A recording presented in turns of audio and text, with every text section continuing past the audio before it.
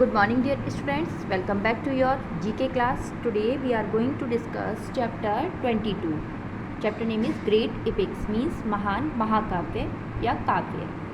Let us read about some great epics. यहाँ पर हम कुछ great जो महान काव्य हैं उनके बारे में पढ़ेंगे, उनको जानेंगे. Now let's start with first Mahabharat. Mahabharat is one of the major epic poem which has survived the passage of time. Mahabharat एक प्रमुख महाकाव्य कविता है.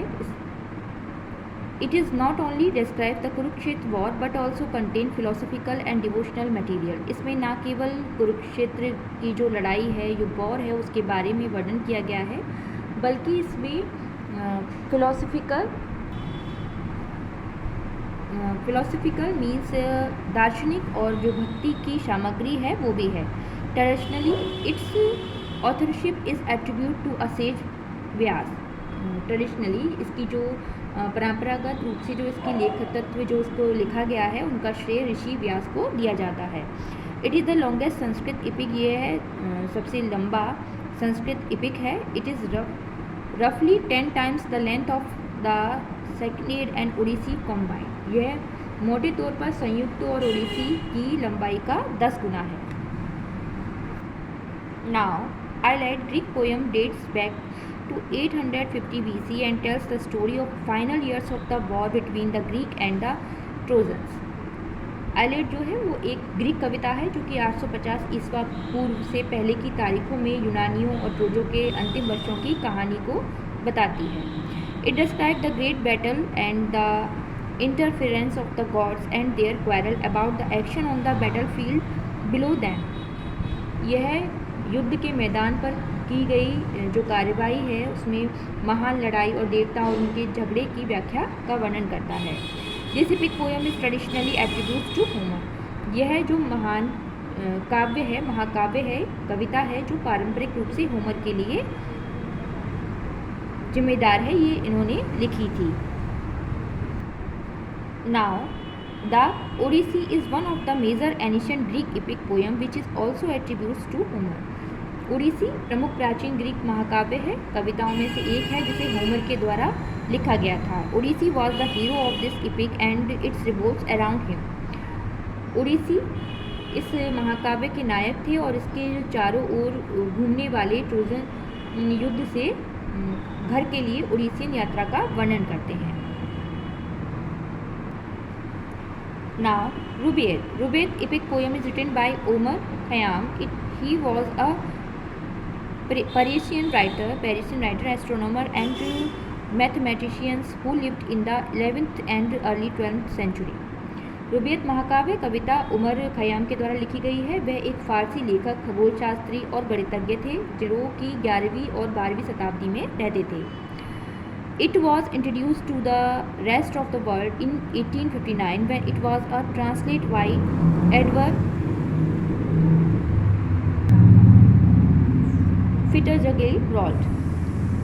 इसे 1859 में दुनिया के बाकी हिस्सों में पेश किया गया था जब इसका अनुवाद एडवर्ड फिट्जगेराल्ड के द्वारा किया गया.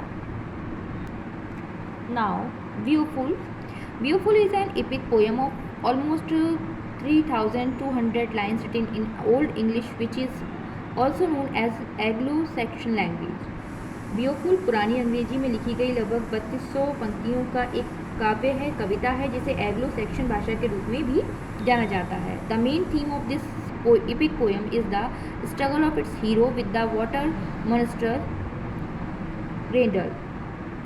जो इस महाकाव्य कविता का मुख्य विषय है वो पानी के राक्षस ग्रेडल के साथ नायकों का संघर्ष है. Now Ramayana is an ancient Sanskrit epic. It is attribute to the Hindu sage Valmiki. Ramayana एक प्राचीन संस्कृत महाकाव्य है. इसका श्रेय हिंदू ऋषि जो थे वाल्मीकि उनको जाता है, उनके द्वारा ये लिखी गई थी. It depicts the duties of relationship portraying ideal characters like the ideal father, servant, brother, wife and king. इसमें आदर्श पिता, नौकर, भाई, पत्नी और राजा जैसे आदर्श चरित्रों को चित्रित करते हुए रिश्ते के कर्तव्यों को दर्शाया गया है. Now I will explain the exercise of this chapter with the help of description and pictures. Identify the name of related art. यहाँ पर आपको 4 ऑप्शन दिए गए हैं, इसमें आपको इस डिस्क्रिप्शन को पढ़कर राइट ऑप्शन पर टिक करना है। First, which among the following is considered India's first poet, इसमें से कौन इंडिया के फर्स्ट पोइट के द्वारा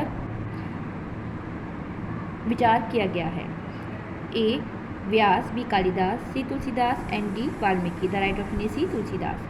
second, which among the following is the longest epic poem, इसमें से कौन सी सबसे लॉन्गेस्ट सबसे बड़ी महाकाव्य है, कविता है? Option are A Mahabharata, B Ramayana, C Odyssey and D Iliads. The right option is A Mahabharata. Third, for how many days did the war of Kurukshetra last, कितने दिनों के लिए कुरुक्षेत्र जो वॉर थी, लड़ाई थी, वो चली? Option are A 15, B 18, C 19 and D 20। The right option is B 18।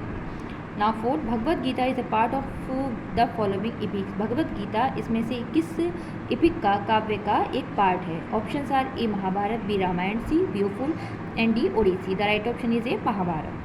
Now fifth, which of the following was the great warrior of all times in Homer's Iliad? The options are A. Achilles, B. Paris, C. Agamemnon and D.